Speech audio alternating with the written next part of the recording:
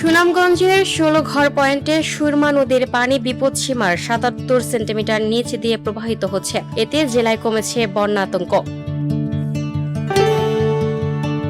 বুধবার ২৪ জুন থেকে বৃহস্পতিবার ২৫ জুন ভোর পর্যন্ত পানি উন্নয়ন বোর্ড ৩৩ মিলিমিটার বৃষ্টিপাত রেকর্ড করেছে। জানা গেছে, চেরাপুঞ্জি, মাউসিনরাম, সোহরা, মাউইরা, শোলা, উইলিয়ামনগর, জোয়াই, বারাপানি, রাতাচেরা সহ ভারতের মেঘালয়ের গেল কয়েকদিন হালকা থেকে মাঝারি বৃষ্টি হয়। এতে দেশে কিছুটা বন্যার আশঙ্কা দেখা দেয়। তবে বর্তমানে সুনামগঞ্জের সুরমা, চলতি, পাটলাই, খাসিয়ামারা, জাদুকাটা, চেলা, মনাই, মৌলা নদীতে ভারতীয় ঢলের পানি প্রবাহ হ্রাস পেয়েছে।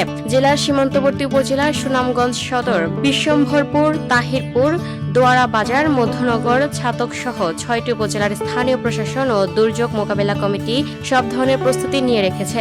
শুকনো খাবার, উদ্ধারকারী নৌযান সহ প্রয়োজনীয় পূর্ব প্রস্তুতি রয়েছে। ২৬ জুন থেকে ২৯ জুন ভারতের মেঘালয়ের বৃষ্টিবহুল স্থানগুলোতে মাঝারি ও ভারী বৃষ্টিপাতের আশঙ্কা রয়েছে। ফলে আগামী ৩ দিন পানি বাড়লেও বন্যা পরিস্থিতি তৈরি হবে না বলে জানায় পানি উন্নয়ন বোর্ড। প্রতি ২১ ঘন্টায় সুরমা নদীর পানি ৩ সেন্টিমিটার করে হ্রাস পাচ্ছে।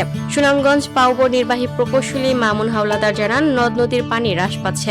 আগামী ৩ দিন উজানে ভারী বৃষ্টি হলে পানি প্রবাহ বাড়তে পারে, তবে বন্যার কোনো আশঙ্কা নেই। Lucky Akter, up to date news, Dhaka.